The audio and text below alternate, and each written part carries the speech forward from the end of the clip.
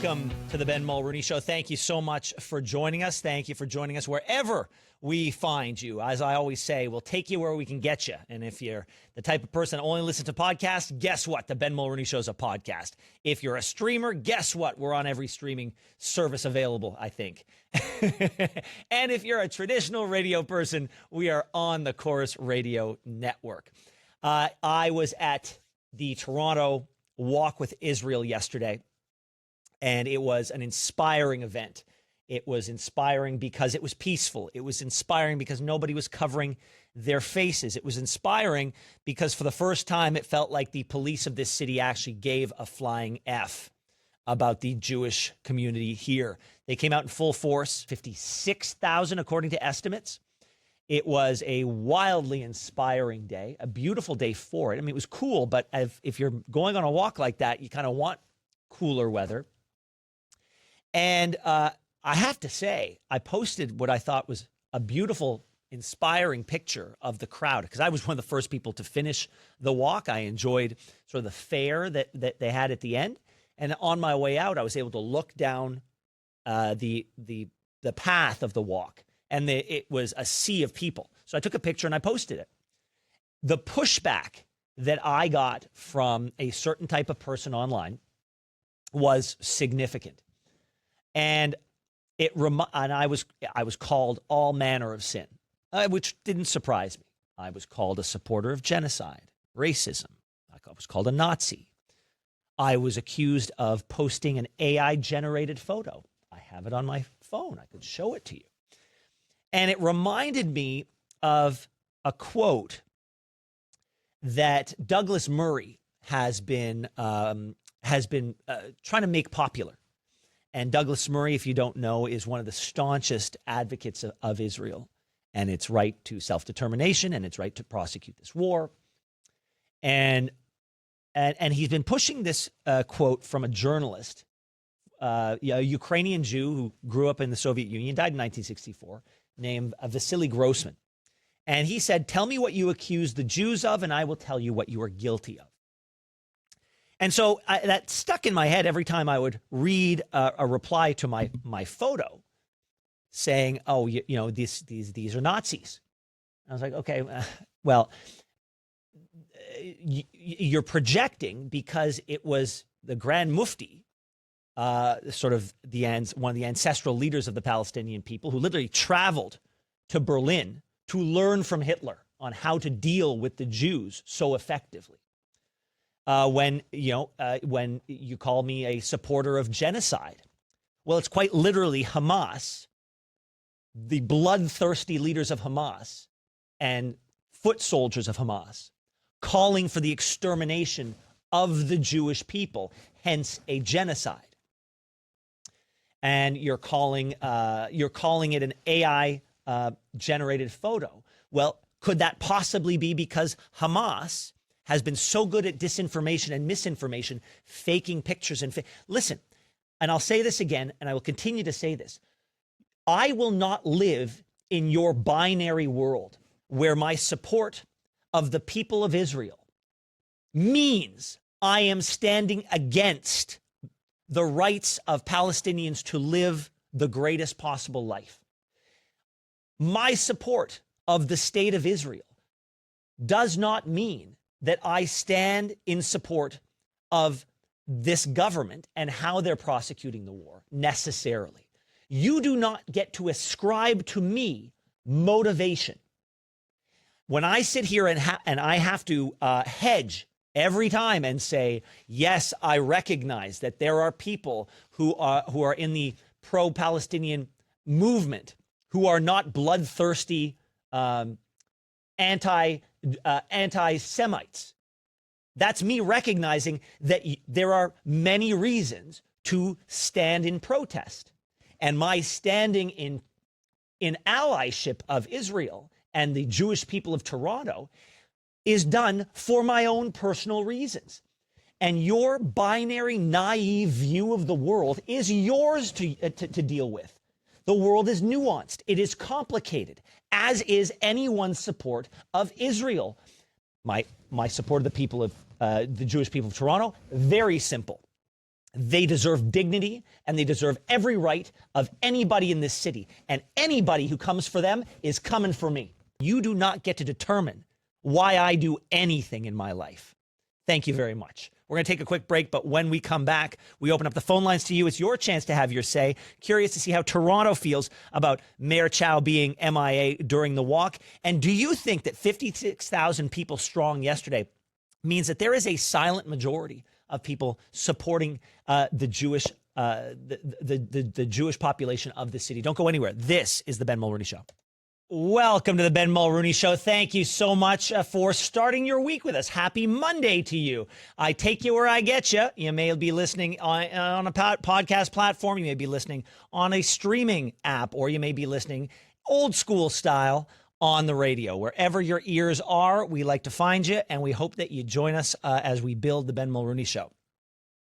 So I think that Donald Trump is getting a little frustrated with his inability to end the war in Ukraine. You'll remember that he was quite critical of Joe Biden for ever letting it get as far as it did. And had he been in power, nobody would have bombed anybody. No war would have started. As the argument went, there was no war when he was president. There was only war when he wasn't. But once he came back into power, peace would be imminent. And that really hasn't happened. As a matter of fact, at least 12 people were killed and dozens injured in Ukraine overnight Sunday after Russia fired 367 drones and missiles in what was the largest aerial attack since the start of the war. This escalation doesn't even begin to explain this. And you'll remember Donald Trump has been actively trying to find a solution. He believed he was central to that solution. So explaining this aerial attack and this escalation is very hard with how Donald Trump sees this scenario. So he he can't explain it. So he has gone so far as to calling Putin crazy. In a Truth Social, he said, "I don't even know what this man's thinking. He's gone off the deep end." And so, look, when you posit that you are the solution and a solution is not imminent, then rather than say this is more complicated than I thought it was going to be, he's calling Putin crazy. A lot of us have believed that Putin is a madman. And so this is maybe Donald Trump falling in line with us. But yeah, the solution is not in the offing. A solution is not imminent. And this is going to be a very difficult road for Donald Trump to hoe.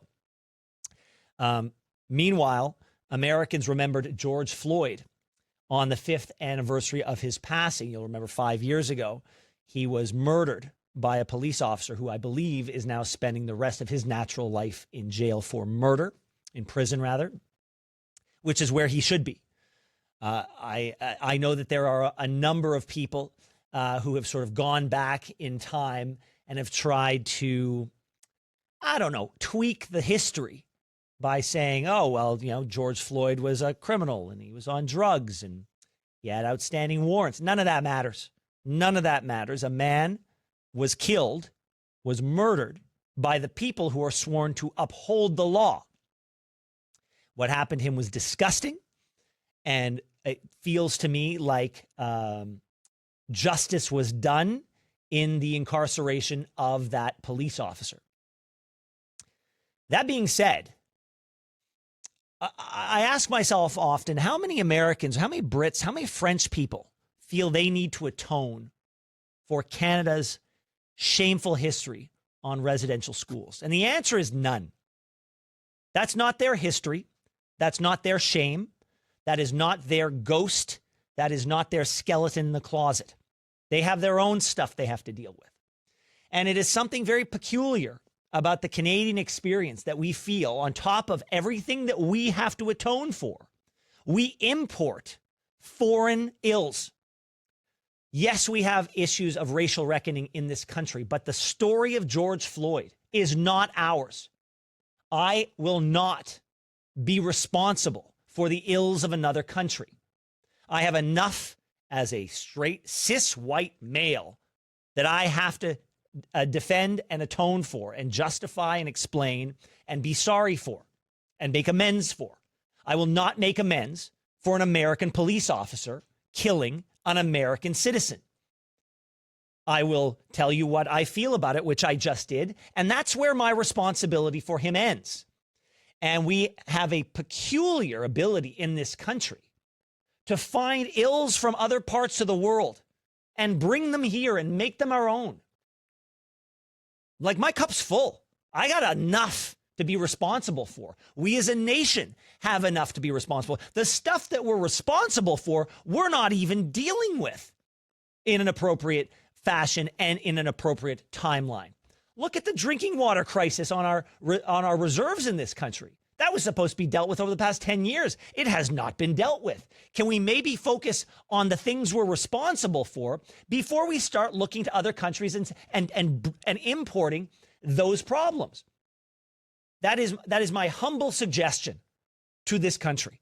Let's deal with what we've mucked up before we start trying to solve problems that we didn't create, that we are not responsible for. All right, coming up, there was a lot of division during the recent federal election, but one thing almost everyone can agree on, the results were surprising. We're going to dig into everything surrounding the polls and the results next on The Ben Mulroney Show. Welcome back to The Ben Mulroney Show. Thank you so much for being here. And if you could, for a moment, I would ask you to just put aside the fact that you know I'm a conservative with what I'm about to say. If you value the health of our democracy, then you should want a healthy conservative party as a counterbalance to the Liberal Party. And they did a very good job at rebranding, reinventing themselves, and finding a path to victory, where Mark Carney is now our prime minister, and the House will be sitting, I believe, today, throne speech tomorrow. But what to do on the other side of the equation? What to do with a conservative party that has been knocking at the door of power for years with no success? And despite all the gains that they made in this election under Pierre Poilievre, they still fell short. And I have spoken to a number of Liberals, a few members of the NDP, and some conservatives. And what the conservatives do next, what they do with this loss, what they learn from this loss, I believe will be pivotal in determining whether or not a majority of voters will ultimately deem them worthy of forming government. And so when I read in the National Post that they had a pretty important caucus meeting over the weekend, and to talk about what went right, but also what went wrong, I thought this is something worthy of discussion. And one of the people in the room was the guy with the numbers, the guy who laid bare what worked and what didn't. And I'm very glad that the guy with the numbers is joining us right now. Please welcome from Abacus Data, David Coletto. David, thank you so much for joining us. I got to ask you, where are you today? Because it looks beautiful there. I am in beautiful Montreal at a conference today. Yeah, it is gorgeous. Well, thank you for taking time out of the conference to talk to us. So, yeah, I was really excited that you were able to join us, because when I saw your name pop up, I was like, we got to talk to David. So, tell me about that meeting, generally speaking, and then tell me what you did there. Yeah, I won't go into details on any of the questions, but I was just asked. I'm not a partisan pollster. No, I've presented to Liberal caucus before, but I was just asked to come in and give an assessment of what our polling was showing over the election, what happened, who voted for who, and any of the insights I could share with the Conservative caucus as Parliament resumes today. And my big message was one, we saw some interesting and significant shifts in how some groups, particularly older Canadians, shifted from voting Conservative, particularly older men, to the Liberals, and how the Conservatives actually ended that campaign in some ways better off than they have at any point in the last 5 elections. Yeah. And they did something that Conservatives have had a hard time doing, and that's convinced a lot of young people to vote Conservative. So that was just one of many things that I raised with that group yesterday. Was there anything that you brought up or numbers that you were aware of that, over the course of the campaign, you're like, well, why aren't they paying attention to these numbers? Why aren't they pivoting based on the numbers that are very clear? Well, I think actually I'd argued early on in the campaign, despite some people arguing they needed to spend more time talking about Donald Trump, I didn't think they needed to do that. I'd argued that, that was an area where we know the Liberals did very well. If you were somebody in Canada at the end of the election who thought the most important thing in your vote was determining who best could deal with Trump, you overwhelmingly were going to vote Liberal. Now, if you were somebody who wanted change, you were overwhelmingly going to vote Conservative. And so what I told them was, over the course of the election, the reason I think some of the polls got tighter, the reason that the Conservatives surprised many people by holding the Liberals to a minority and picking up seats in and around Toronto and in British Columbia was because they did convince enough people, not quite enough to win an election, but a lot of people that change was what they wanted. And I think there's a lesson there about, this new government that's going to be releasing its agenda tomorrow with the throne speech, that Canadians are looking for change. They're looking for a different direction. And anything that Mark Carney does that feels like Justin Trudeau is going to find a very little audience in the country right now. Yeah. David Coletto, was there any conversation about the NDP of it all, the wild card that was the collapse of that vote? Because conventional wisdom in previous elections was for the Tories to succeed, they also have to have a sizable, robust voter base turning out for the NDP, and that didn't materialize here. It didn't at all. In fact, our polling showed only 1 in 3 of those who voted NDP in 2021 in the last federal election voted for them this time.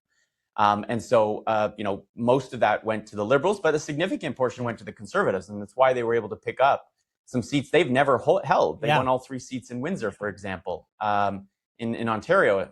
So that was, I think, a big factor, one that they maybe could have controlled if they hadn't maybe attacked Jagmeet Singh so much for so long. But that being said, that was historic and unique. And that changed the dynamics of this campaign in a way that made it difficult for them to react to. I also think that, when you look at that NDP vote, I think we're looking to the future. One thing we do know from our polling is that half of those who self-identified as a New Democrat, who would go around and say, I'm a New Democrat, I'm a proud New Democrat, but I'm going to go vote Liberal. Half of them voted Liberal, I think, is a signal of just how unique this election was and what was driving voters differently this time. Yeah, see, and that's why it's a very interesting crossroads for the Conservatives at this moment, because it would make sense for them to say, look at all the gains that we made. Look at all the improvement. Look how many votes we've got. A higher vote count than we've had in decades.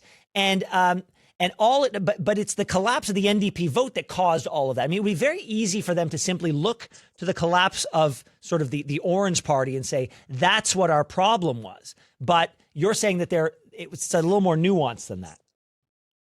It is. And I also think that, and I'd argued this well before the election, that one of the things that Pierre Poilievre and the Conservatives did exceptionally well was convince Canadians they wanted a change in government. They litigated the case against Justin Trudeau so effectively that the jury didn't even get to, deliver the verdict on Mr. Trudeau. He quit and settled the case right before we had the chance to do that.